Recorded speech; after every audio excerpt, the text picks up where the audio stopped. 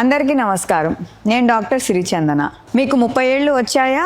అయితే ఈ వీడియో మీకోసమే. 30 ఏళ్ళు వచ్చాక మనలో చాలామంది కెరియర్ గురించి, కుటుంబం గురించి, భవిష్యత్తు గురించి, ముఖ్యంగా మన బ్యాంక్ బ్యాలెన్స్ గురించి ఎక్కువగా ఆలోచిస్తాము. ఏటీఎంకి వెళ్ళి మన బ్యాంక్ బ్యాలెన్స్ ఎంత ఉందో చూసుకుంటాం, కానీ మన హెల్త్ బ్యాలెన్స్ ఎలా ఉందో చూసుకుంటున్నామా?